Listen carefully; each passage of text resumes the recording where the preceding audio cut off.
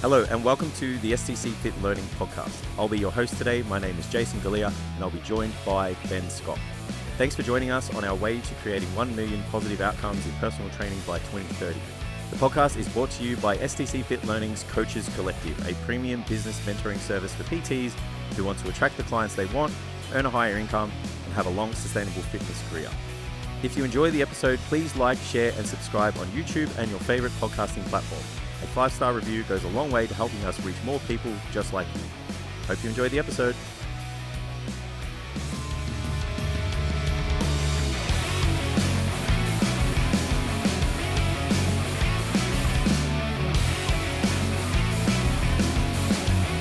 Yeah, my wife went in there once without me and got me a jacket. And I was like, how much was this? And she's like, it's like $350. Yeah. And I was like, fuck, are you fucking kidding me? No, and she's crazy. like, it looks really good though. I'm like, you're never going in there ever again. Yeah. Fuck me. Like, it doesn't matter how good of a fucking golf jacket that is. That's crazy. Yeah. It's not happening. Yeah. So what do we have today, boys? Officially. Yeah. Oh, score. I have 49. I think I was 52. Ooh. Me too. Yeah. It was a rough day out. Hang on. Hang on, I got to find it. Yeah, I had 52, a couple of mares. I like the idea of this. Yeah, 49. It wasn't a good day out. I'm not going to lie. It wasn't a good day out. First time at the course, we'll blame that. Yeah. Yeah. I don't have an excuse. Our 400th time at the course. I played on Sunday. Played there three times in 2 I must have weeks. just got used to the fairways in Shepparton. That's why. It was average. That first hole, just never played it so bad. Yeah. Yeah. Well, that's it. One hole, when you're so inconsistent, one hole just ruins your whole day out there, which is unfortunate. Yeah. But doesn't ruin the fun. When you're playing stroke play, yeah. Nah. I still had a great time. Yeah. It was unreal. It Thank you keeps for having me out here. Keeps me coming back. Yeah. It was actually a great course. I'm going to bring the boys out. Let us know. Yeah, 18's a We'll good come day too. too. Like, Yeah, yeah. Yeah. absolutely. Grouse. It's walkable too, the 18 here. Yeah. It's pretty flat. It's not savage on the old legs.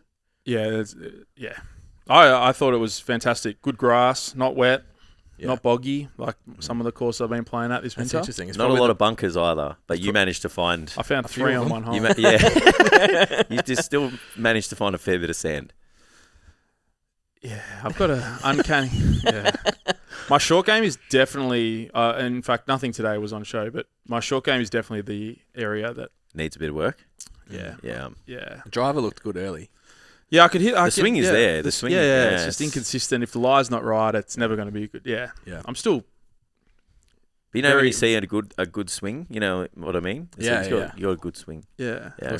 Looks aesthetic. You put it together, are going to Yeah. be pretty... yeah. pretty good. We'll get there. Absolutely, we'll get there. Yeah. I'm addicted to it, so we'll be running this summer. Yeah. Strong. Yeah. Absolutely. We were playing every Wednesday, 9 every Wednesday, 8 Yeah. most Sometimes, Sundays. yeah, that's Yeah, it. which Yeah. was- At least twice a week in the summertime. Yeah, absolutely. Yeah. It's the Without go. a doubt. Yeah. So the voice you can hear is probably in the heading of the podcast. We don't need to introduce you, but formally, welcome, Jamie. Thank you for having to the me. podcast. To the western suburbs, Werribee Golf Park. Is that what it's called? It Or is it now. course? Yeah. I don't know. Sure. Golf course in Werribee. Yeah, there's a cafe just near it. Don't go to the cafe. That would be my one tip. Yeah, that's That's nutty. that's rough. Yeah, just We went there once for breakfast, and the food was good. Did we? Yeah, I don't remember that. ages ago. I wouldn't recommend the little small cafe on the way in. Maybe not. Maybe the one at the course, but I don't know. They wouldn't listen. But dirty Fuck 'em. dogs. Yeah. Yeah. You are definitely allowed to swear. Make me eat my sandwich in the car because I ordered off the takeaway menu. Yeah, that's rough. It's very petty as well. Yeah. Yeah. And the way he said it to me, Was I it just busy? like, no, there was, So that's even worse. there It's was- like yeah. if there's tables there there, was just 30 tables there, and 3 of them would have been taken. Do you not understand that I have to go wipe 3 crumbs off that table when you it's leave? so petty. Yeah. Go and put those crumbs in your car. I was in the car when I was eating it. I was trying to think, why would he be so stern in that I can't eat this sandwich in there? And the only thing I think would be the labour wasn't accounted for in the price. But then I was like, what would the labour be like to wash the one 10 plate? cents. Yeah, to wash the plate or Yeah. to clean the crumb or whatever. Yeah. But he was adamant, you cannot eat that sandwich in here. I was like, all right, I'll go and eat it. I'll go and eat it in my car then. And then I reckon he made my coffee extra hot because for some reason, so you couldn't enjoy your coffee and your sandwich in your car. I burnt my mouth. No wonder you had a bad round. Nah. It's not a good start. Busted. Internal locus, it was me, and I suck at golf. Yeah.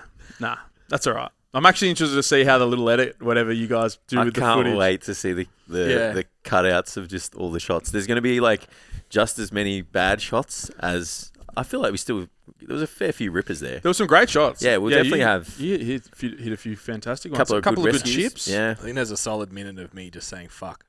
Yeah, probably. Yeah. Me just pointing, saying, delete that. Did you get that one? I think good. Delete it. My best shot of the day, I turned to look at Tam and he was just standing watching me. I was like, the putt. Really? Yeah, the shot on the second hole when you hit it onto the green, that was actually a really good shot. Minced it. Was not on camera. Fuck my life. Yeah, we nailed some good putts though. Did you get the putts, Tam? Did you get him? Oh, he doesn't know. He's just filming golf. He doesn't know what a putt is. He got my putt. He got my par putt, which is the only shot that is worthy of my my day. Yeah. So we have one clip of Jamie. Yeah. Just sinking up. I can't wait for that. I think it'll be unreal. How's things at the culture, mate? Culture's doing well. Yeah. Come through a winter. Felt this winter actually. Just I don't know, a few things going on a few personal lives that just sort of dragged this winter around. So we're pretty keen to get out of it. But overall, awesome. We've had a great.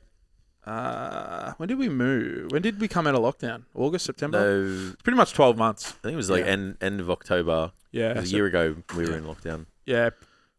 Pretty much 12 months. It's been really positive. Yeah. As a whole. We need to get out and have a session. Yeah. Yeah, whenever. Yeah, definitely. Just shoot us a message. Go play Sandy. 100%. I'll take you out. Maybe we'll do that. Yeah. That would be good. But yeah, it's been awesome. 12 months. Obviously, the last 2 years have been, no need to harp on it, but we're tough. And then we tried to set it up in a way that we would come out firing, and I think we have executed on that. And we had a few things that we really wanted to do. Obviously, we moved the facility, which was huge for us. Doubled down with our just sort of attitude as like a unit of staff. Yep. And really being like, no, let's make a good run of this, and executed on some new social media strategies, which I think have helped. And everything's just been really good. Yeah. Yeah. Yeah, that's cool. So as a company, I guess, what do you offer? So you have the gym, still have online coaching? Online coaching is our main. Primary. Yeah. So we used to sell pre-COVID, we used to sell like sessions per week. We were just transitioning to just like an open gym model. And then COVID came and obviously everything just went online, and we just built out all our online structures to like onboard everything just became online. Yep. Absolutely everything. And then when we were coming out of COVID, we were just like, I think we'll just double down on the online coaching. It's growing, it's going well. So we actually have more online clients than we have like gym clients. Yeah. Yep. So we're an online business now. We just have a really cool facility that we can leverage for content, and obviously we have other revenue streams that support the overall arching company of Strength Culture. Yeah. Because we have a facility, which is great, and it's been a big focus to build those up as well to make it a more well-rounded sort of hardened business. But yeah, online coaching is the biggest stream. Service. We do some. Obviously, we then have gym memberships as well, which is at capacity. We have. I do an online mentorship for coaches. We have some online resources. We're about to expand into apparel and a training app as well, which has been a part of the reason why we've shifted our social strategy over the last, especially 6 months since Feb. We pivoted pretty hard with social media. Yeah. All the coffees are here. Lovely. Thank you, Tam. I'm good. All right, lovely. Bouncing off the ball. Yeah, that's cool. So, and then obviously you've got the USAPAL. USAPL. Well, it's just powerlifting. Again, it's just leverage the facility and try and. Our whole jam at the moment, and has been since we came out, it was since I decided when we were moving the gym. So this is now May last year. The whole goal of everything we've done is just to do things differently. Like that's all we're trying to do. Yep. So hopefully like that shows in some of the stuff we do, like our social media strategy is just a little bit different to what most people would expect for health and fitness. Yep. Our gym, the way we've set it up is a little bit different. We've got nice lighting it's all acoustically treated so that we can make better content, and our content's slightly different, and it's just sort of like a vein of sort of thing that we're trying to bleed into all of our avenues, because it is such an overcrowded market. But we also just don't think that there's much variety in Australian health and fitness. Yeah. So the USAPL comp. So the powerlifting stream is obviously always going to be there. The fantastic thing with USAPL is that we can actually monetize it better and actually create a revenue stream, which means we can actually reinvest in it and really try to make our comps like a bit of a I really want to do a strength culture comp. They run it fast, it's efficient, but also there's cool things happening and whatever. So we're thankful that the USAPL allow us to actually give that a run. Give it a run. Really, and actually make some money and because I'm all about reinvesting and all that sort of shit. So, you'll make it worthwhile too for you. Yeah. Some of the stories I heard from another Fed that won't be mentioned of outlays that then the monetary reward got pulled away. It was just like, how do you expect gyms to get behind this and get involved in this? There's no reward for them. Well, there wasn't. We only wanted to run 2 comps a year because of that. Yeah. It was such a pain in the ass to run them. Yeah. It sucked. All right, you use our space, so you shut my gym down for just one day, but that's fine, whatever. Yeah. Cleaning, I've got to clean it. Yeah. I've got to get 30 volunteers that are all my gym members. Yeah. So put them all out. I've got to spend probably 2 or 3 days setting the place up. Yeah. I've got to deal with the actual stress of having 200-300 people come through your door. Yeah. Which people don't understand what that's like for a small business owner. Anything could happen. Yeah. Yeah. Yeah, it's just events aren't a big deal. Are a big deal. People think you just even a much smaller scale, but running our lift offs that we've had, our biggest one's sort of 35 lifters and stuff. Yeah, and people are just like, we'll just do that, and it's like, nah. There's a lot that goes into putting that thing together. Parts to it. Yeah. So that was why we only ran 2 a year. So now we're going to push for 3 next year, and then hopefully we'll go quarter by quarter. In 2024, I reckon. Yeah. So with the brand thing. I'm happy to put it out there and say that Strength Culture, in my opinion, would be the number 1 coaching brand in Melbourne right now. Thank you. So congratulations. Thank you. Through my perception anyway, whatever that means. That's cool. But I'll also come out and say, because I am interested to hear it, when the new podcast in particular started, I didn't get it. Oh, really? I was like, I can see there's a thing. And then I was looking at you, and I was looking at I know Schultz is a big influence. I know there's a thing, and Jamie's smart. What's he doing? There's a thing out there. Yeah. So what was the initial? You said you wanted to do things differently. Good coffee. This coffee's mad. Yeah, it's so good. Yeah. Nothing like a little bit of condensed milk to make anything taste better. Wow. It's like velvet, just layers the back of my throat. Is it Padre coffee too? Nah, it's the actual. Yeah, sick. What happened when you sat back and went, okay, we're going to do things differently?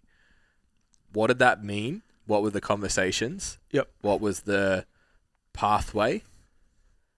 And then now it's starting to become clear because it's like whispers of clothing and apps and other stuff. I'm like, how do they monetize this? But yeah.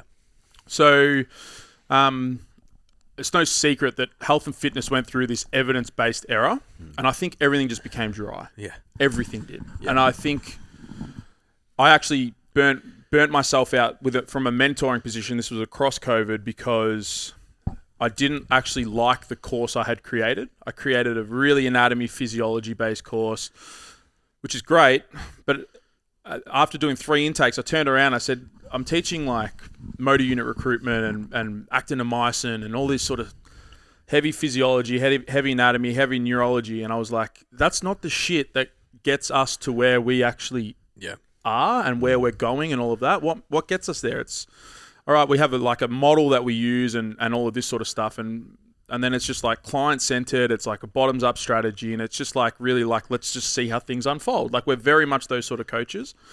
And I was like, I think we just got sucked into this evidence-based era.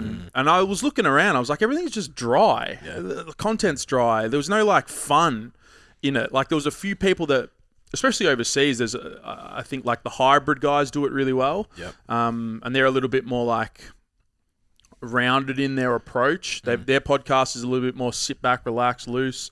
I really love Mark Bell and sort of his journey through the industry, and like started as powerlifting and now he's sort of gone. But it's always been like an evolution of Mark Bell, and it just expresses into what he's doing at the time. Like even now with his running and all that sort of stuff, it's fun. Barbell Brigade over in America, like that's a really fun, popular brand of strength training that started as a gym. Yeah. And I was looking at all these; they're the three main ones, and I was just like, and then I came back to Australia and I look around Australia and I'm just like, it's dry. Yeah. Everything was just dry. And whether it was COVID or whatever, I was like, no, I don't want to go down that direction anymore. Like I don't like this course I've built.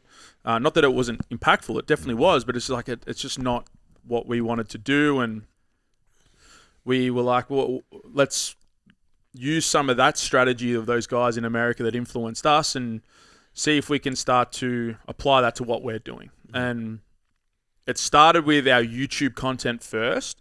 And we started just doing training vlogs, and they were doing well. And then Itch Pig, who is a Melbourne-made clothing brand and apparel and streetwear, I actually just called them out in one of the training vlogs. 'Cause it wasn't a direct call out. I knew the guy was training with John Paul Cowkey at the Fortress, so I knew he liked powerlifting, and I knew he would have heard of us because he was training there. And John Paul and he was my first coach. Like we just got a lot of crossover. Yeah, so I knew he would have at least seen some of our stuff. So it wasn't just like, I'm just going to call this brand out. I knew we could sort of get in there. And then he was like, oh, I'll come out for a session. And then he came out and he just loved the gym.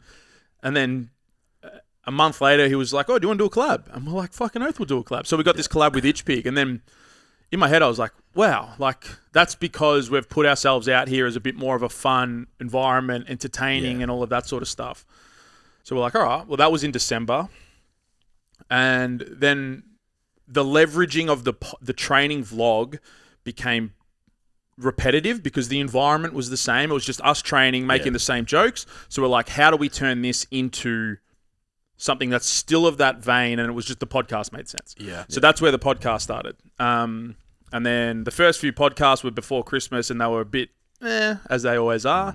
And we've just gone through the process of being like, how do we turn this into something that people want to enjoy because it's fun, but there's also a flavor of training, and we can get coaches on, but then it's also just us having fun as mates because we ultimately are mates, and it's just been an evolution of that. Were you pottying before that? I think we did 90 episodes. Charlie and I did 90 episodes before COVID of what was called quantum lifting. So Charlie and I had really good experience. The other boys hadn't had too much, but the biggest thing that I've wanted to do with my staff is it's a team. And we project that everywhere. I make sure our social media is pretty much even across all four of us. Our YouTube content is pretty much even across all four of us. I try to support and grow them as much as I can because the team, I think, is stronger than any individual. Goes without saying. So that was and the podcast just made sense. And the podcast has definitely been the best consistent content we've ever done. We're hitting audiences we never thought we could. We've traveled with them where we used to travel with seminars. Now we're traveling with a podcast. We've got sponsorships to support it, and we're still losing money on the traveling part, but at least softening the blow a little bit, and we can go and roll the dice really, and just do things slightly different.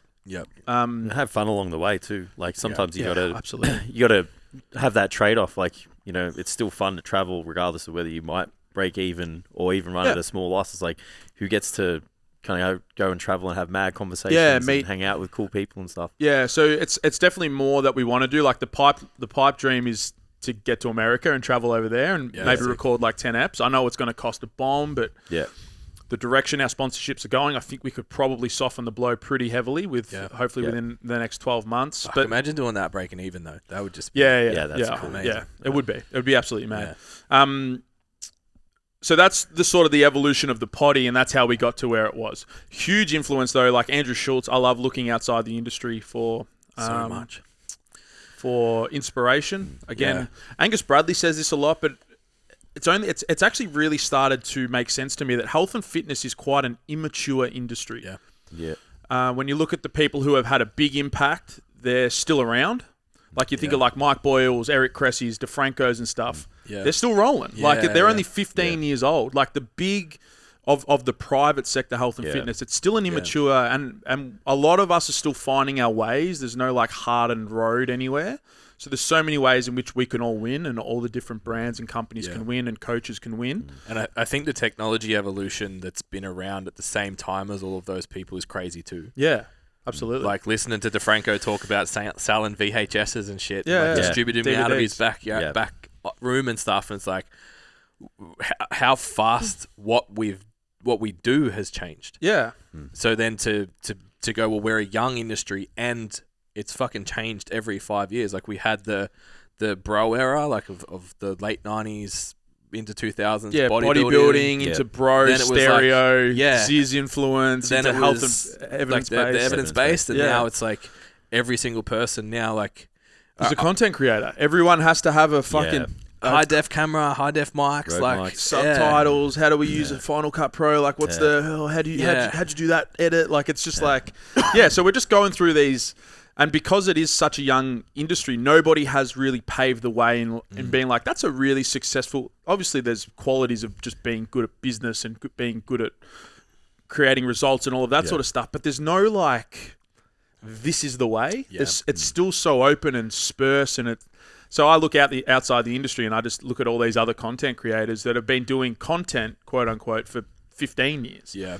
Guys that have been on YouTube for 10, 12 years. What are they doing? How are they doing it? And Andrew Schultz, you say, from a podcast perspective, was the biggest influence for what we wanted. Yeah. We wanted group. We want inside jokes that flow along, and there's just these funny bits so the regular listener can catch on and it's sort of like in it and all of that. Like we try to do that, and there's a reason why we love just the boy episodes. We call it the boy theirs, but the four of us, the four coaches just talking. Half the episode is designed to not be training talking. It's just what's going on in life. Like what are we up to? Like what's the funny shit going on? We used to get complaints about how long our banter.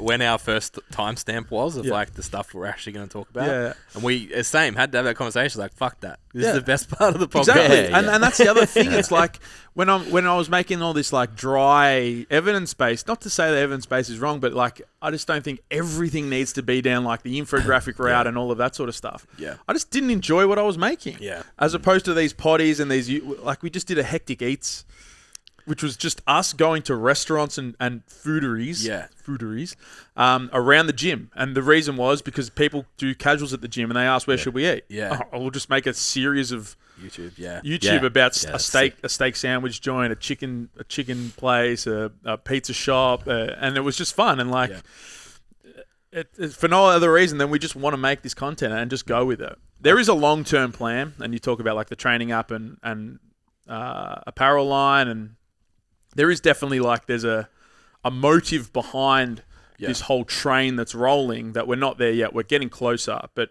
the crux of it is we just want to have fun, open up our culture a bit, and like get a little bit more broad sweeping, not just down the powerlifting niche, and open up and really just like become more of a all-encompassing strength culture. Yeah, you guys are still creating educational content by the looks of it from the outside. We definitely still do. You just got that but it's down the entertainment route as well. Like it's fun to watch. Yeah, we try to do that. Yeah. So there's always going to be. I don't know if you ever watched Mark Bell in his come up. I didn't. No. So yeah, you did. So this was like at the start. This was like Christian Guzman had just started. Max Tuning had just started. So we're probably talking like 2012. Maybe even a touch earlier, 2011, 2012. YouTube had only just started like bubbling. These guys were at like 10, 15,000. All these guys now have like 5, 6, a million followers on YouTube subs. Some of them even bigger.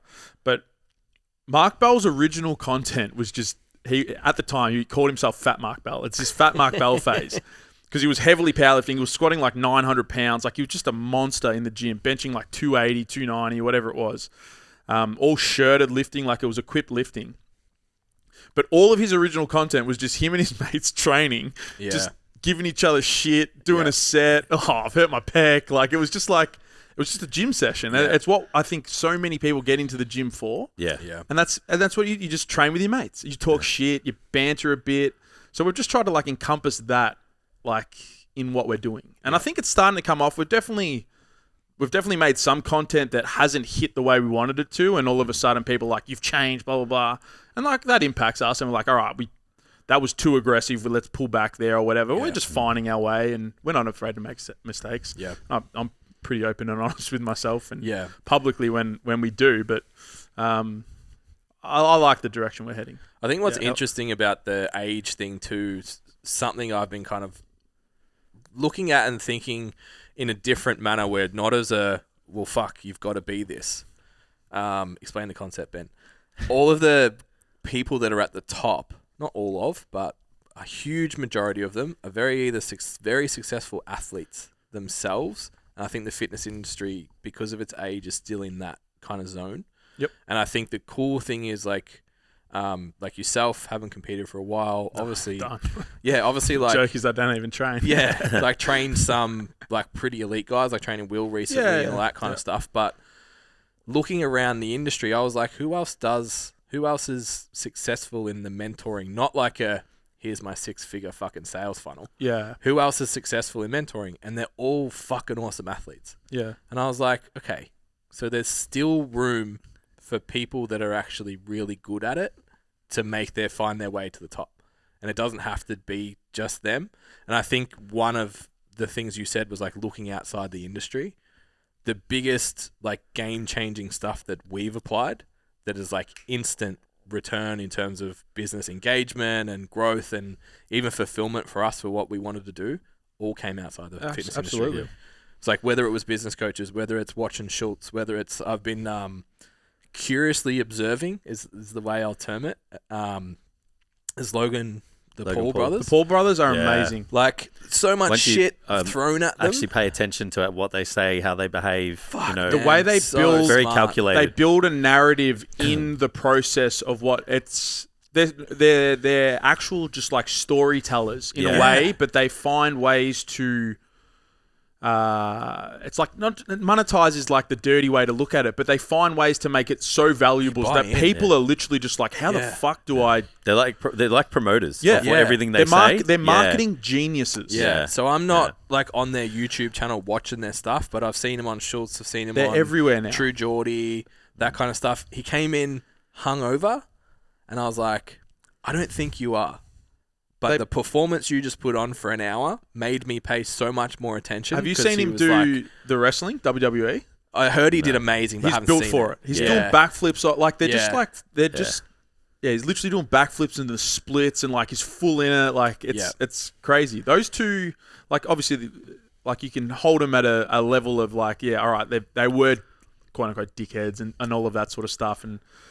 But at the end of the day, like, and I actually believe this wholeheartedly. I think creators, and I would put those guys in that even like the Addison Rae, like the TikTok, all of those, like, they're all mainly all American, is what we're looking at. But those creators will surpass what a celebrity was. Yeah, 100%. They will consume whatever the last 20 years of like The Rock, and they will just swallow them and move straight past them. Yeah. And move product way more than they like ever even have. Logan Paul's Prime drink. I don't know. Like they're now the major sponsor of Arsenal. Yeah, it's just like, hang on, this guy's 26. Yeah, he's made a fucking sports drink. Yeah, 4 years ago the entire world hated him. Yeah, exactly. And he's still come back and and he's like there's more than just those two boys, but they're the ones that are probably the most well known. But again, I the same way, curiously just look and observe, what are they doing? Yeah. Their podcast was another one that I don't really watch it too much anymore. Depending on the guest, I might. Yeah. But another one that's like, it's a fun, entertaining, but they still have, I guess it is the Joe Rogan sort of influence as well from a podcast perspective. But I would just never switch on a podcast. It's like, today we're going to be talking about training volume. And I'm just like, I'm just not going to... Yeah. I think we've passed that. Yeah. There's a place. I think there's a place for as it. I said, we did 80 episodes, 90 episodes. I think everyone's passed it just in general with podcasts because it was like once podcasts, people knew you could podcast. It was like, oh, this is a tremendous platform to educate people. Yeah. And then now we've moved to like, oh, I want to listen to a podcast maybe when I'm at the gym or maybe when I'm at home and I don't want to like learn. Like I want it to be fun and engaging or even just feel like you're in the room as well. Yeah. Like sometimes I just have it on the background and it's like you just want to feel like you're just having a laugh and kind of just there with the lads. You're big on the Real Bodybuilding podcast, which is like just I don't even know what that is. It's just four bodybuilders talking shit. Absolute dog shit.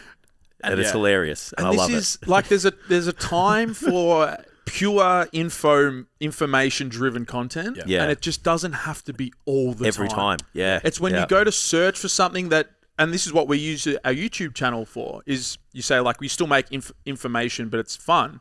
It's like we purposely make the name of certain things what you would search like for. SEO, but it's also for us as coaches. So one of them is one of the recent ones we've done is just double progression and the scheme of double progression. We just did that. It was just like a hand cam of Charlie at a whiteboard. It's like 3 minutes and whatever. But we can use that as content for when we have a new onboarding client. Hey, I just want you to watch this. Use this for your next 8 weeks of progress. Like, all right, bam. Like we still make that content, but it's done in a way that it's not like the crux of what we're doing. Yeah. It's just part of the process of this. It's not a chin up. Hey guys. Yeah, exactly. You know what I'm talking about with the every single PT. Hey guys, today every single time, like, and we're just as guilty as anyone else. But we all go through it, and it's not to say that like it's. Yeah, I don't know. It's just our evolution. We've gone through it. We've done it for so long. It's just like that wasn't fulfilling us in the way that we want. At the end of the day, the only reason I'm in business is to enjoy my life, and that's more than it's not the financial thing. It's to enjoy the process of. And if I'm doing something I don't want to do, I'm not enjoying it. I'm not putting good effort in. I'm not working as hard as I could. I'm not getting out what I could be getting out. All of that is like, why am I doing it? Yeah. Turn around, go in a direction you actually want to head, and then that will bleed out and actually show. Oh, these guys are fun. These guys are, and we're trying to do that. And to be honest, part of it was definitely influenced by you guys. It's like we had the conversation. I went away for my honeymoon, came back, and I said to Jason, like, we're not having fun anymore. Yeah. Like, let's go do fun shit. Let's go, like, play golf with Jamie in the afternoon before a podcast. Yeah. Let's punch each other in the head on camera. Like, stuff that we would do back when we started PT. And this is another thing for the younger coaches coming in that do have all the cameras and stuff. Don't miss out on all the fun stuff that we used to do before that was a thing. We used to have this stupid ass fight club on a Friday morning in a Good Life Health Club in the stretching area with like 8 blokes who didn't even know how to box properly, beat the shit out of each other and all go home and make sure that we didn't go to sleep just in case. Yeah. And it's like, that now would be sick content. And it's like, well, what can we do that would be fun? We've got guys coming up from Wagga who have different skill sets. Like, oh, let's go do something. Yeah. Don't just sit in here and like the chats are great and they're guys we like hanging out with and they're fun. But it's like, well, how can we go to another level? How can we introduce still training flavor? Like you said, the joke is you don't train, so we go play golf. Yeah, exactly. But find the thing that you like to do. Hot sauce. Yeah. Whatever. Like whatever it is, it's just. Fun, enjoyment, just all of it. It just matters so much. It matters fulfillment for your career and your progression. But I think people can tell looking in as well. It's like, this is fake or this is not. Yeah, they're not. The energy's not there. Yeah, or it's just boring. This is boring. Like, don't be afraid to be like, I'm just making boring content. I need to change this thing up a little bit. Like, and again, it's just our journey. And not to say, for those listening, if you are not to say that you're doing something wrong. It's just like, find ways to just have fun with what you're doing. Yeah. Yeah. Isn't it interesting too, like, your pre-social media too with your coaching? Yeah. The person that was the busiest in the gym pre-social media was the fun guy. This is so funny. So we do in-house internships that are even in and of themselves going through an evolution just with our model that's changed. But Jamie B. Buzz, who's got a bit of not a cult following, but he's got a bunch of people that just love him for who he is and the very like Greek inspired humor that he has, and he talks about like the old days of just him and his mannerisms and personality. He's just very funny and very likable, incredibly likable. So many people are just like, we love Buzz, more Buzz, more Buzz, more Buzz. But he tells our interns, first day of every internship, most important quality for your success as a personal trainer is your ability to shit talk with a client. Yeah, 100%. And that is it. 100%. Yeah. It's your ability to take their mind off training. Yeah. And to enjoy the process of coming to the gym, seeing a smile, all of that is the most important quality. Whether you're on you're running an online service or an in-person service, it doesn't matter. It's the process of taking a client from where they are to where they want to be, but enjoying the process so they stick with it. Yeah. Rather than feeling comfortable yeah, too. Yeah. Rather than it's an uphill battle of you got to hit this metric and blah blah blah. All of that stuff very quickly just washes away. Yeah. When you're just enjoying the process, you're pushing hard, you're training hard, you're enjoying it. You want to push harder. All of that, like it's just. And you get the similar type of people as us, of like they are driven by but tell me the sets and reps and tell me the intensity. Yeah, and there's tell me the time where that progressive motion and comes. stuff. Yeah. But we have the like. You hear PTs that are like that always say, "Oh, this fucking shit PT in my gym has it's like, whiteboard, whatever." And it's like, yes, I agree. What are they doing right? But why are they busier than you? Something's working. It's like, there's... And everyone has the same experience. Yeah. It's the one guy that, literally has fun, that can shit talk, that will just go up and speak to 20 new people in a 1 hour shift and just go and network, lead gen, whatever you want to call it. But it's they might not be actively, consciously doing it, but they're making the environment they want to be there. Yeah. We look at that as like one of the traits. If we were to bring on staff, even when we were hiring trainers for the gym, it was like you can teach the sets, the reps, the hard skills. It's like the soft skills like that kind of sometimes just come naturally. So if you can just walk up to someone and have a conversation with them, they're like, you're going to be absolutely, you're going to go far, And if you give a shit, because there's being able to talk to someone and like kind of just faking it a little bit, like the whole high five guy, You know, but if you can like give a shit and have a mad conversation with just anybody, it's like you're going to just go so far. Yeah, we feel it with our interns. They come in and within 2 or 3 weeks, the longer term members will. You ask them, how are the interns going? And if they say a few names, they're the ones to watch. It's like, that other guy. Like, it's like they've already missed the boat. They're 3 weeks in or whatever. And our longer serving clients and members who have been with us for 3 or 4 years, you haven't interacted with yet. It's like, well, hang on, something's happened here. Like, it's always the ones that are well known, that are talking, that are getting around. It's like they're the ones to watch. They're the ones that are going to go and make an impact and probably grow to actually something worthwhile, rather than just the typical churn that we all see, I guess. But it's really important, and that's just what we've bled into content at the end of the day, and that's why the podcast is the way it is. And initially, it may have looked from the outside. I know we not to say we copped it, but we definitely got like.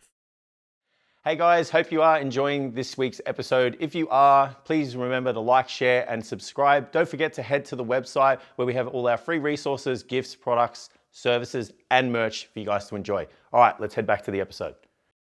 Yeah, I was curious about that. So like, how'd you deal with the you've changed stuff? So like we had a few members leave. Well, yeah, so this is something else that we've done that we've now spun a little bit away from. We purposely went our social media strategy to no client focus. It was just the 4 of us. It was a decision we made. We had a meeting and we're like, how can we change this a little bit? And we're just like, what will happen if we just stop talking about our client results and just talk about our training, our experience, us growing, whatever we're doing in behind the business and all of that sort of stuff. And we just let it run, and we're just like, we'll see what happens with this. So we just stopped posting clients. We stopped sharing client things on our stories, and we just went full strength culture mode. It's just, we are strength culture. And again, I look at even just like a Mark Bell, someone like that. I know he's not an online coach, but I know that if he was at any point to be like, I'm now doing coaching, he'd have not just the amount of followers, but he'd have a line of people that would just be like, I want Mark Bell to coach me. I want those guys to coach me. I want that person. So, and again, they don't talk about individual changes and things that they're doing. They just talk about the process, and they express the values that are required to make changes. So we're like, all right, let's just do that. The 4 of us, all we'll do on the main page is talk about us, our training, our process, the things we enjoy, what we're learning about, and all of that. And we just ran with it. And we actually ran with it for 6 months all through. We grew. I don't think we grew at the rate we wanted to grow, but the brand, and you say you're the biggest coaching brand in your experience, our brand has like tripled. I feel it. Yeah. Like all our socials are up, like significantly. We're now getting sponsorship opportunities. Like there's all these other things that have happened, which are really cool byproducts. And that's great, but was it worthwhile from like a coaching perspective? Maybe not. So now we're flaring back in a little bit more client-centered, but we're going to do it our own way, like little mini vlogs on Instagram, and you'll see it start to change a little bit again. But like we purposely make these decisions to just see. And we in that process, we had a few clients be like, you've changed, you've gone all ego, blah, blah, blah. And we're like, we're trying something. Yeah. Obviously, you don't fit in with us, and they move on, and that's fine. And that's fine. It's never good when a relationship. For what it's worth, I definitely didn't see ego through any of it. Yeah. But I don't know. Some people just have...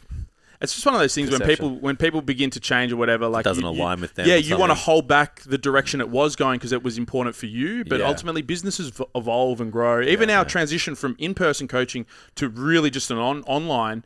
We lost members through that transition, but we know long-term the online thing needs to be the crux of what we're doing. Why build a massive YouTube channel to fill the gym that's already full? Yeah, it's just like at every layer, it just makes more sense to grow online. So, so that would be one thing. But how did we deal with those things? I just always come back with we're just evolving. Yeah. We're growing. Let's just see what happens. If at any point we need a change, we can make a change. We're a small team. We don't have to go to managers and all this sort of stuff to be like, stop that. Yeah. Don't post that content. Like pull back, change. We could change within a week if we wanted to. So it was just like, I've always just gone from that. We're just seeing what happens. Yeah. With everything we do. Yeah. Everything we do. Like, there's a plan. This is training, like a training metaphor. There's a top-down plan that you would set, but also needs to be a bottoms-up strategy of day-to-day, week-to-week, what's actually changing, more focus here, less here, more volume, whatever. It's just the same with the business. It's like, we got a plan, we want to get there, but let's just see what happens in the... It's just navigating small business, entrepreneurship, right? Yeah. Just trying something out and seeing if it hits. I think that word gets thrown around a lot, but this stuff is entrepreneurship. Yeah. It's like, let's throw some mud in a direction that we think the wall's sticky, and let's see. And see, that's literally what the last since we moved. Yeah. But the good thing is that we're at a mature point in the business. Like we were 5.5 years in, so I think we have a level of sort of stability in what we offer and do and all of that sort of stuff that I don't think... Take those chances. Yeah, we can take a few extra risks. I got a bit more capital to splash on a potty studio and make it a little bit better or whatever. Like I can do a little bit more from that sense. So I'm not too worried about it in the long... But again, I don't think we're doing anything that's going to tarnish it, anything. It's just we're just trying something different. Yeah. It just comes back to that same thing. It's just we want to do things slightly different. We want to differentiate. Was the gym move? Did that just like coincide with this shift just by circumstance? Or I think it was COVID. It coincided with COVID, and the 2 years of COVID made me realize the direction we're going is not fulfilling. Yeah. I'm making heavily science, anatomy, physiology stuff. I don't want to do this. I don't want to teach this anymore. I burnt myself out with teaching from a mentoring role. Even I don't think the staff, I think they were sort of on that journey because I was pushing so aggressively. Yep. So it was more COVID and then it all just sort of unfolded in the same, but I think it was more COVID than the shift. Yeah. But then coming out into the new facility, it was just like, what can we do differently here? Yeah. We saw Eugene Teo's gym tour and he's talking about, I've got my fucking ceiling covered in foam so I can record and better content. Nutty. I'm like, how do I do this? And we got a member who could source the stuff at a better price for us.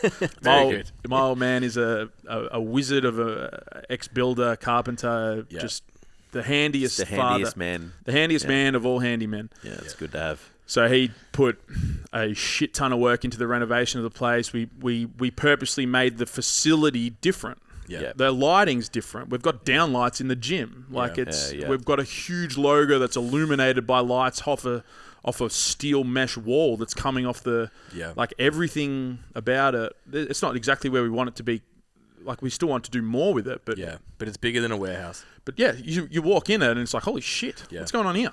This is not a normal gym, and we get it a lot from just like random people. So the guy who moved all our equipment in, he's like, I've been doing this job for 15 years and I've never seen something like this. Yeah. Like just him. great Just, feedback. and it's just like unreal. Like that's what we like. It's just different. Yeah. What can we do slightly different so that we just, not that we stand out or pop out. It's just like, oh, what are they doing? Everyone's just like, oh, let's just keep an eye on strength culture. What are they doing? What are they up to? Yeah. Oh, where are they going now? Oh, they made another shift. What's that mean? Yeah. Yeah. So we can, it's a Kyle Trainer taught me the differentiating sort of thing. But you look at any successful business, or any successful content or whatever, there's something in it that's different. Yeah. It's not run of the mill. Yeah. Yeah, it's so interesting. Even for you guys, but even industry wide, how quick things changed during COVID. Yeah. Like how much the online thing became a thing. Everyone's a content creator now. The content more than anything, yeah. Yeah. Did you have a target audience that you were like, this is the people you're speaking to? Because from the outside looking in, it looks like you didn't actually even think about that. You just thought about what you guys want to do and just be yourselves on camera. We purposely brought it down a level. So we used to try to get educated lifters, the people that want to learn the sets and reps and all of that sort of stuff. Yeah. Because that was just sort of the content. At the end of the day, the message you put out is going to be consumed, or it's not even consumed. The message and the words and the vocab you use closes people off. It constrains who can consume your content. So you're going to get a funnel of a certain type of person through. Yeah. And when you go through the evidence-based science route, you get a very specific personality that comes through the funnel, 100%. So that was what we actually used to try to do. We're like, we want to catch these more educated. We just call them educated lifters. They're not more senior or professional or mature. Yeah. It's just that the people that care about the education. And I think by doing that, I think we closed off a large portion of just the general trainer. Yeah. People, and this is why it's like we want to become more just strength culture. It's just general strength training. So we purposely came down a level. Yep. And we started, there's no jargon anymore. Like we purposely steer conversations away from jargon. Like we want it just to be more general, more fun, more just all of that sort of stuff to catch up. So we have done that on purpose. Yeah. And from the outside, it may look like, we just sort of fumbled into it, but it's not. The long-term business play, the coaches are nearly at capacity, and the metrics that we use for capacity. So from my position, I've pretty much stepped back from coaching. I'm now in like content, mentoring, and all of that sort of stuff, and just business direction and management. For me to, I think, get the most out of who we have as a staff, it's what do you guys want to do long term? Yeah. And long term, I don't think everybody wants to be a coach for the rest of their days. Some people do, but I think once you've done 10, 15 years of this thing, I'm in year 11 now. Yeah. For myself, I was like, I don't really want to coach anymore. I just don't. I'm lucky that I've got this business to push and all that sort of stuff. So we want to open up different options to add layers to what we're offering. So we have a couple of strong revenue streams being coaching, the gym. We're starting to open this sponsorship thing, but it's like, how do we position ourselves so we can open up even more? Yeah. I call them tier 1 options, which is just heavily scalable options. So training app is about as scalable as you can get, and then apparel as well. So they're going to be the two things that we're going to push for. So by opening up a more general, the end goal is that we can create 2 big revenue streams so we can pull back on coaching a little bit. And not have to hire more coaches. I don't want more staff and more coaches. I don't know. I love the team we have. Yeah. I love it. I've gone back and forth with that so many times, and that's the train that's pushing the change, is this idea of we want to get the brand to a point where we can diversify what we offer that's not just coaching. Yeah, and it's Layla and what's her husband's name? Aussie. Alex. Yeah, Alex. I love them. Yeah, they are. I saw you share them. Amazing. Unreal. Weapons. Unreal. I don't think Putting I've out seen like the greatest content at the moment. I don't think I've seen a clip from Layla that I'm not like, fuck. Yeah. And some of them are like, oh, that really hurts my feelings because I did that. And like, oh, the biggest mistake I ever made was this, and I'm like, oh, I just did that for 2 years. Like, no, they're incredible, killing it. Yeah. Again, observe, watch, observe it. Yeah. So listening to them talk, like the challenge of scaling a service, and it's something that we've done. Like we've scaled to 15 trainers at different times and tried to keep everyone for long periods and build this enormous team. We've outsourced parts of the business to people and it's failed, and just like stepping back at it now, we're sort of in the same thing. It's like the people in this room, this is it. For now, this is who is like, we know we're going to show up next week and we're going to continue to show up next year, year after that. So it's like, what can we do as a brand, as a business, as a whatever? What pathways can we go down to make this thing happen? And I think too many trainers now, it's like they don't think beyond just coaching people, and them talking about like being able to scale a service is so challenging.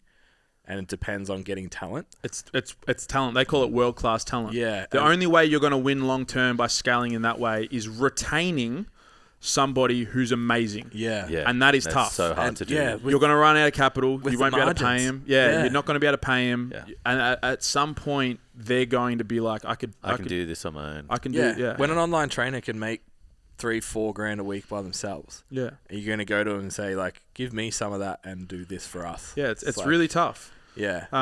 So, and that's what I mean when I say like the decisions that we make moving forward now, it's not me anymore. It's like, I know this staff and this group that I have. For us, it's 4 of us, and then Donnie is our media guy, but he's just as much part of our business now as the 4 coaches. It's how do we win long term? Yeah. So it's no longer like we're just going to chase clients. It's like at some point we need to pull back on the lead gen a little bit. So let's take 12 months and not focus on lead gen for 12 months and see if we can slam a whole new door open and just fucking run through that door. And that's what we're trying to do. Yeah. We're trying to open up a whole new avenue. Yeah. Yeah. We're looking, I guess, in a similar vein, but I think the cool thing about where we've gone with the learning side of the business is there's so much shit. There's so much in like, it's not just sets and reps and all that kind of stuff. It's identifying a target market. It's everyone now wants to know how to be a content creator. Everyone wants to know how to set up a brand or whatever. Yeah, there's so many elements. And then it's like, as soon as we send someone to somewhere else, it's like, how do we do that? Yeah. Like, why are we sending people to Fiverr for that? We need someone to in-house that we can do that, so we can start to build this thing out. Same kind of thing, because like a media business is scalable. Without more people. Just more even laboured hours. Yeah, that's it. But more people, but not like brain trust people. Like we can bring in other people to do the work, but they're in as contractors or whatever. But they're not the heart of the business. Yeah. So it's a fascinating kind of stage, I assume, with your career and with us as well. It's like, okay, whiteboard out. Where can this actually kind of where land? are we? Yeah. Inside the and again, space. there's the flag that we're trying to get to, but the process that we get there, and I'm sure you guys have made mistakes along the way, but like just a few. Like even just some of those content pieces that haven't hit, and we know we've pissed people off with certain comments or whatever. Yeah. That's just us trying to find we can't go that way anymore. Like we need to pull back from that and go that way. It's just like. But the same thing happens with everything. Sometimes you make a poor hire and it's like, well, that's not the right way I got to go. Let's change that and let's double down on this and go in that direction. Like you're just trying to fumble your way through a maze that ultimately has no end. But at least you sort of know the direction you're trying to move. Yeah. So it's been a big... Yeah, the last 12 months, like, how's culture? That's the last... Since we've changed, since we moved, it's been a big shift in what we're trying to do. And I think it's been... I think it's cool, man. It's brave. Yeah. That if I was going to use a word to describe it, it's brave. And I think it's fucking cool. We need more of it. Yeah. I think we definitely haven't worked it out yet. But Has anyone? Do you reckon? Oh, they're definitely... There's a couple. We were talking about them when we were playing golf. Yeah. But I feel like they got there doing the same thing. They would. Oh, yeah. Yeah, the one in Australia is Eugene Teo. I look at Eugene Teo and I when you think about a differentiated coach. Yeah, he's been in it for 10, 12, making content since I think 2008 on Facebook. I think that's what he put up the other day. Yeah. 12 years, sorry, 2010. So obviously he's been in it for such a long time, but also you look at him and you're just like, there's no one like this guy. Yeah. There's no one like the other one would be James Smith PT. Yeah. He's done it as well, using tone and language more than anything else. Content is face to cam. Now he's basically an author. Yeah, he's fucking killing it. Yeah, like it's just like wild. TED Talks and shit. But like, how did he get there? He differentiated his message, Yeah. and the vehicle that differentiated him was just message and tone. It was the words he used and the way he approached it.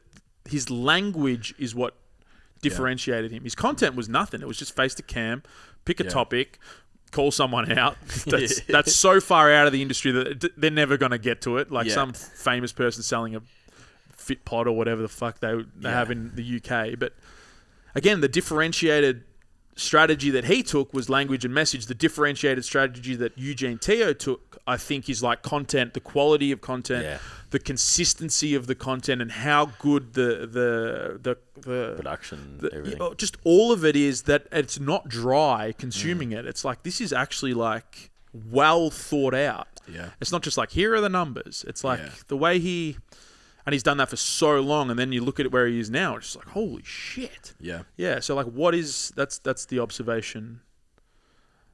It comes back to that word, differentiated. How can you slightly tweak what has already been done in your own flavor, have fun with it, and run with that? That's the goal. Yeah, we ran a seminar with the Performance Hub boys a few weeks ago now.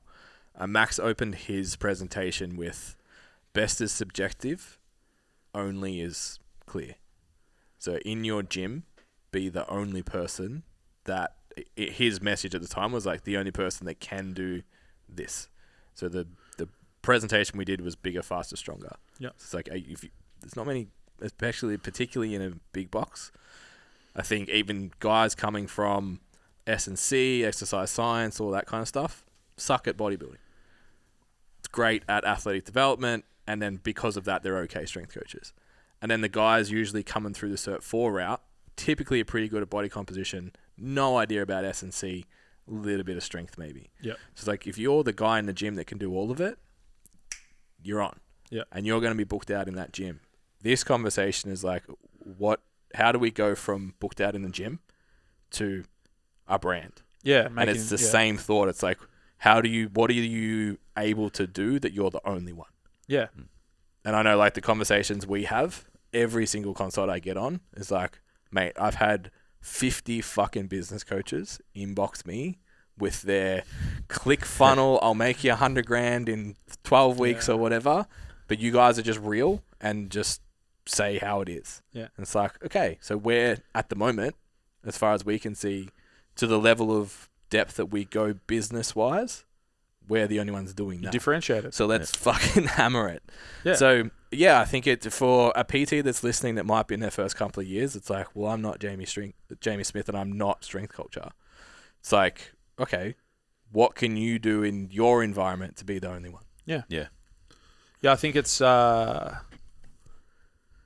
even when I look back at like our early days, we were doing differentiated things. Like the original content that we were making was like heavily anatomy, and like PRI now gets a fucking bad taste when people say it. But we sort of brought PRI to strength training in Australia. I would say that. We were the only ones that had done the courses, and we were making content around it, and people were interested in the anatomy side of things so that was the differentiated piece, and that worked for us for so long. And then that became more mainstream, and everyone started talking about it, and all of a sudden it was like, that's not hitting anymore. And the reason is because it's no longer differentiated. Yeah. So like when you look at at your content and like, why is my engagement shit? It's because it's getting... and this was Sabri Subri. I don't know if I've said that name, but Sabri, I think, is the owner of King Kong. Yeah. Which is like the fastest growing media company in Australia, or maybe even the world.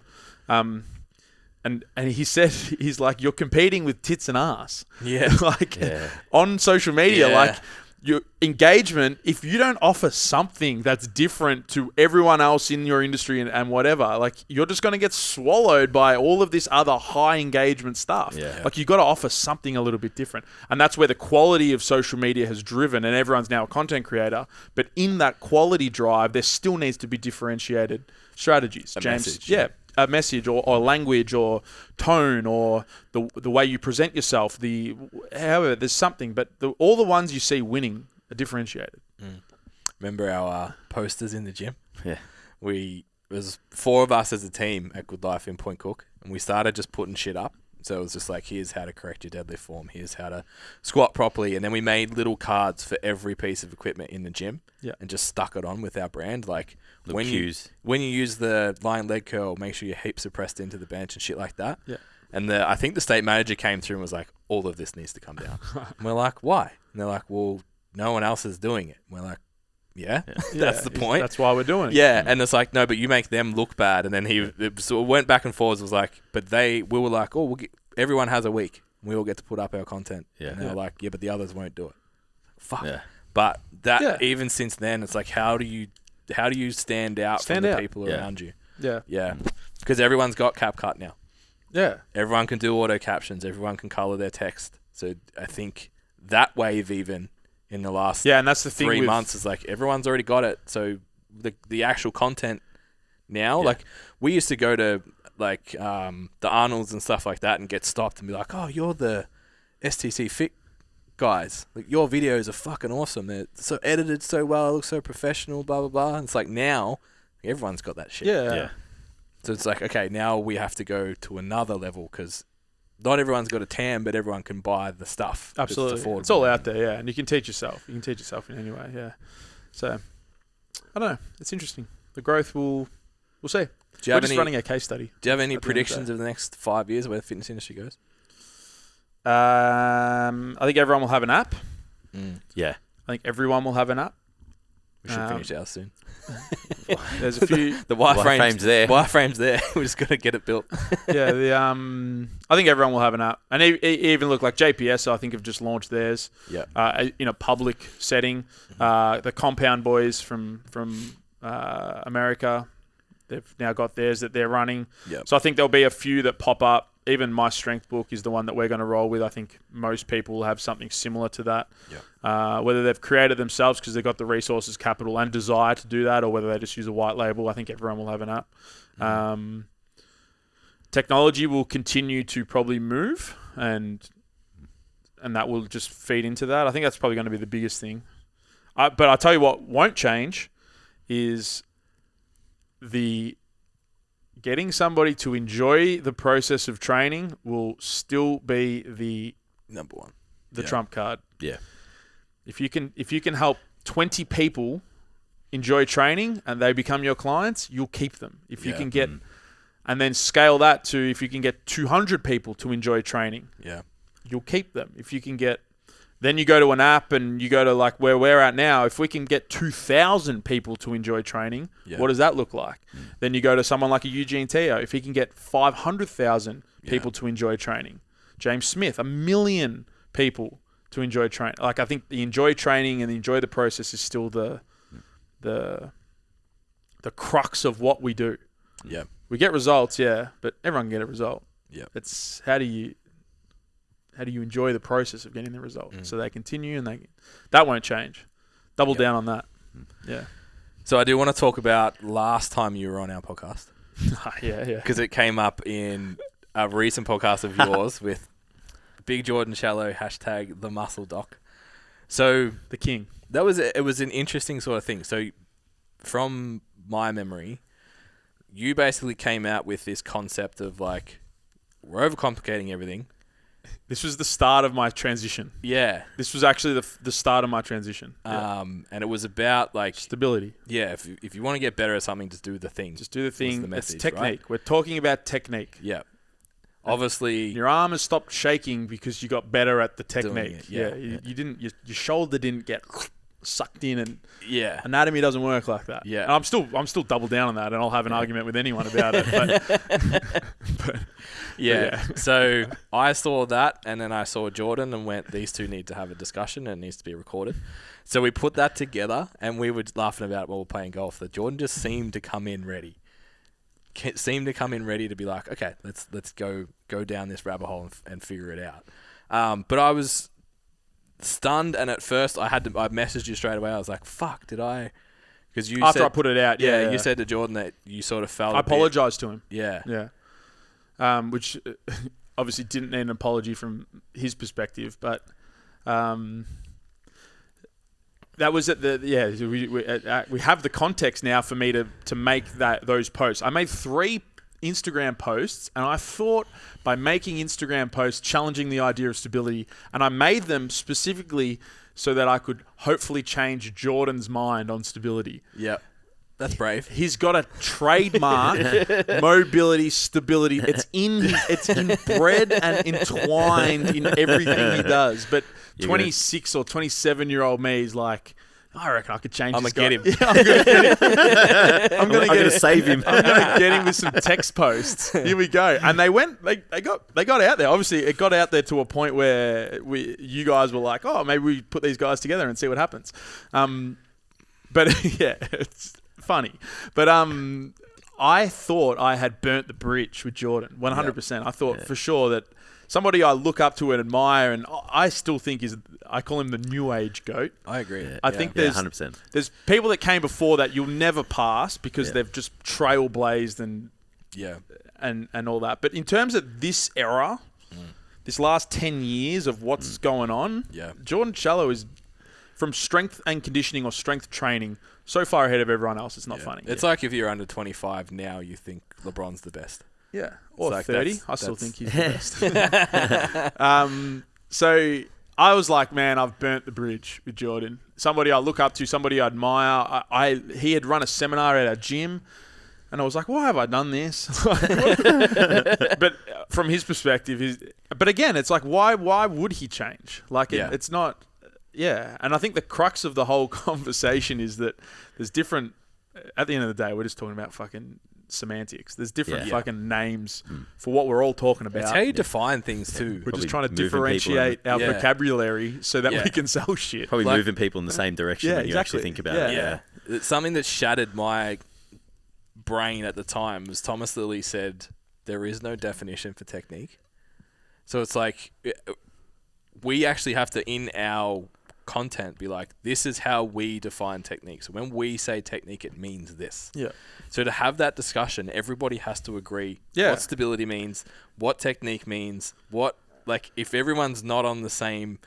We had Max come on and say that basically if you're not a high paid sports person, you're not an athlete, you're Gen Pop, and a lot of people got a bit upset about it. But it's like, how you define that word can change this whole conversation. But listening, I haven't listened to the podcast pretty much since it came out. I listened back to it because I was like, because it felt a bit clunky at the end. It didn't get anywhere. But it wasn't going to get anywhere because Yeah. he is amazing at what he does, and he has his system and he has his model, and it works, and it works for Gen Pop, it works for the elite of the elite that he can't even talk about helping those people because they're on contracts. Yeah, that's right. It's worked the whole way through. It works for everybody that has gone through his systems. Like, it works. Yeah. It's just a word, and we're just debating a word. It's... But I don't think anyone came off negatively overall in the it's going out. So that's good. I'm glad. So I messaged Jamie straight away. I'm like, fuck, I hope I didn't create this anxiety that you had afterwards. And then you were like, no, it was still a highlight to debate. Semi-debate Jordan. I was like, well, I'm taking full credit then. It was still a cool moment, 100%. Yeah.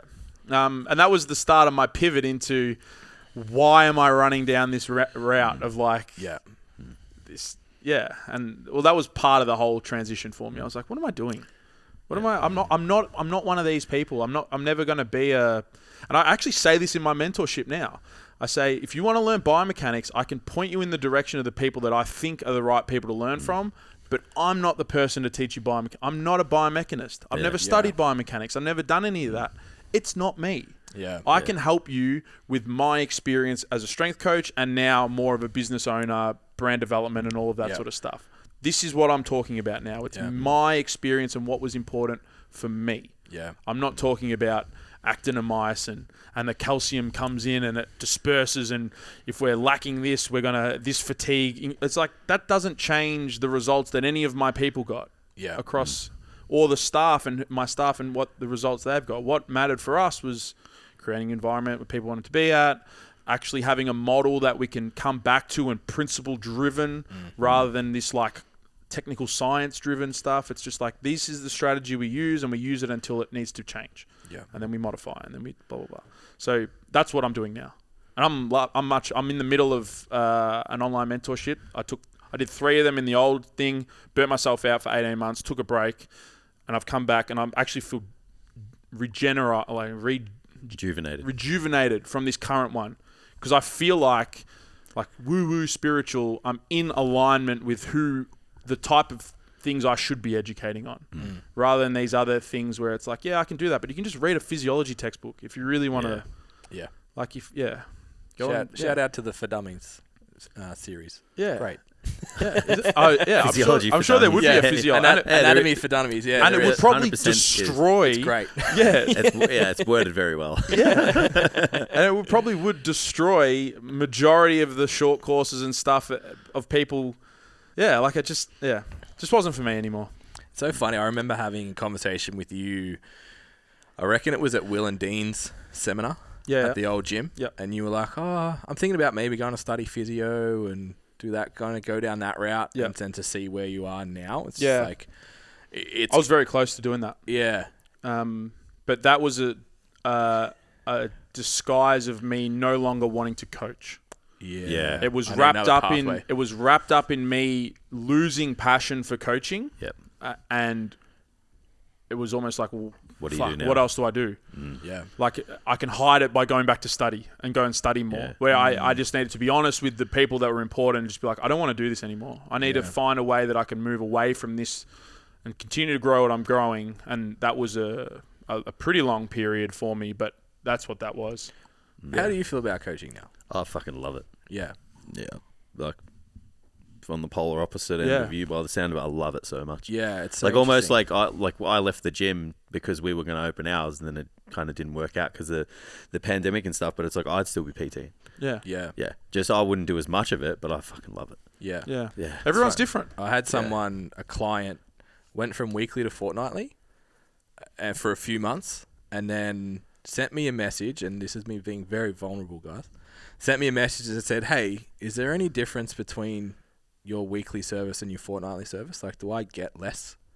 And I was like, you shouldn't, it's just less frequent. Yeah. I'm like, why? Does it feel like you are? And she's like, yeah, it's not the same. Man, like, my stomach dropped out of my ass. I was like, holy fuck. Like, a client to say that, like, thank you so much to her, because it's not like she's been around for years and years, to actually say it. And I was like, I think I was in your position, and I'd even said to people, this is my last year of coach. Like, I'm done with this. I left powerlifting, went into a different training style, started to attract people who had different training styles and wanted to train for purpose and fun and enjoyment and all of that. And all of a sudden it was just like, reignited. Yeah. Like, now I'm like, fuck, give me 40 clients. Let's do it. Like, I'm in. Yeah. But yeah, I can see.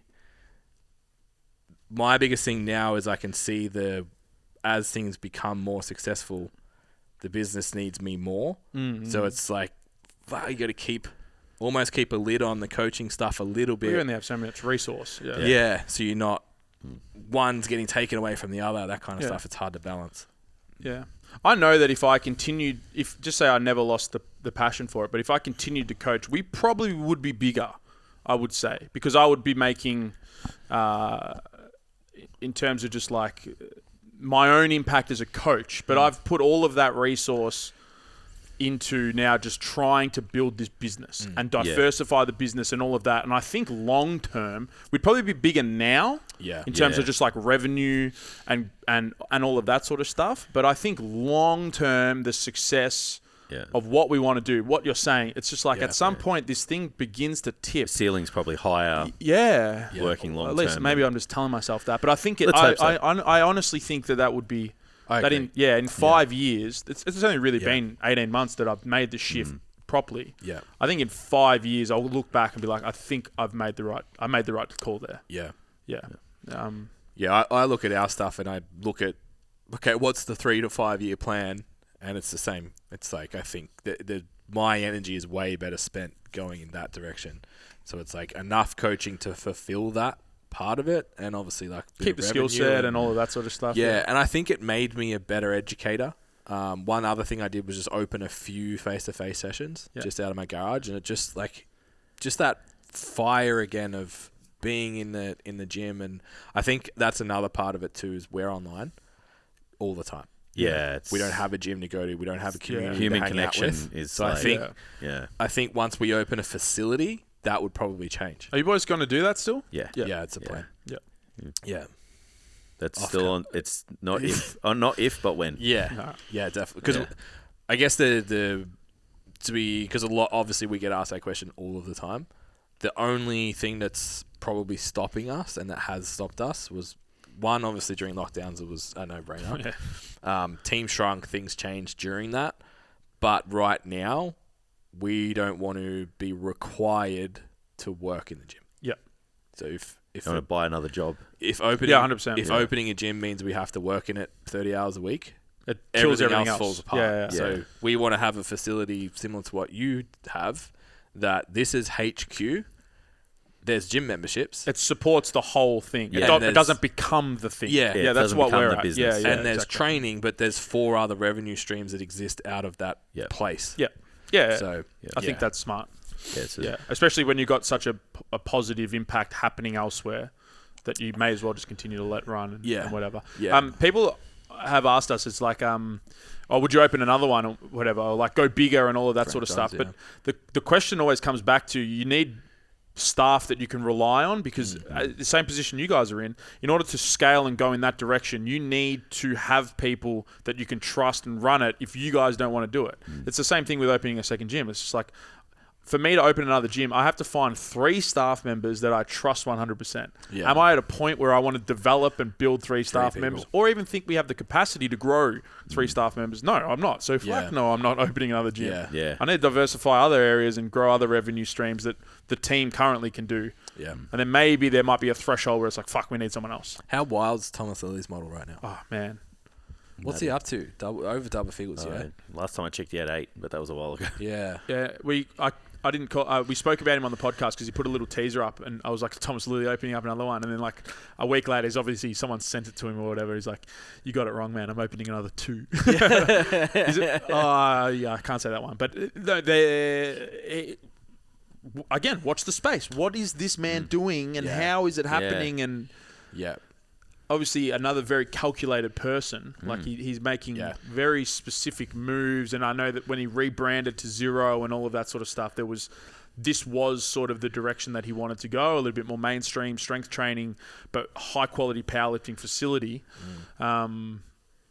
It's fascinating. Yeah. I know he wants to come to Melbourne. It's only a matter of time. Yeah. Yeah, it's only a matter of time. I think one fell through. He's using his coaching development program to build to pick him. Yeah, smart. Just smart. Yeah, it's because it's that person you trust. Yeah, that has the skill set and hopefully the competency of just like all those other qualities that we spoke about earlier. Yeah. Thomas Lilly is again one you just observe. What are you doing? What are you doing? Obviously, I'm friends with him, so I can message him like, "Hey, what's going on?" What are you doing? Yeah, he'll tell me, but it's just like, this is cool. Like, let's just see where this. And like we go back to the infancy of this, is right back to the start of the conversation. The infancy of health and fitness. If you had told me even just at the start of COVID that somebody would have, even if I think it's whatever, let's just say 8 powerlifting gyms. Yeah. The fuck? What the fuck are you talking about? In Melbourne, there was like 3 or 4 small, tiny, private, like the door's locked if no one's there, facilities. And one of the best ones closed. Yeah, exactly. And then within 18 months, 2 years, something pops up like that. I would never have, not even, but that's cool. Yeah, it's wild. Where's this going to end? Like, where's the industry? Yeah. I think we're in an awesome spot. Just the industry as a whole coming out from where it like the COVID thing coming back. I think it's people have taken that opportunity and been like, let's go. Yeah. All right, last question. Number 1 golf story.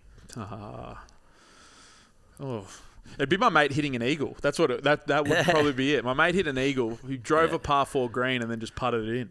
That is unreal. Yeah, his nickname now is Eagle Claz. Take that. Yeah, and I'm Birdie Smith because I haven't hit one, but I've hit a birdie. So yeah.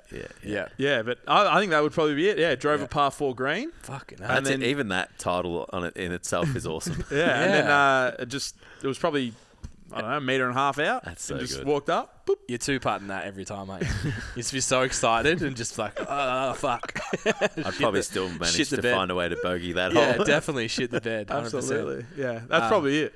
Yeah. I've never done anything that's even warranted of any highlight reel. Yeah, I'm glad you didn't ask me my favourite golf story. What was yours? It's just like playing golf.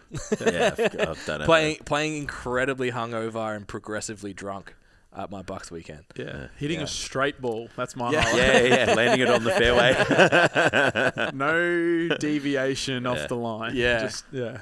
Nah. All right. Suck at golf. Thank you so much for coming out, man. Thanks, no worries. man. Thanks for having me. Thanks for the golf. Yeah, as I good. said it last night to my partner, but I haven't been this excited for a day of work. Yeah.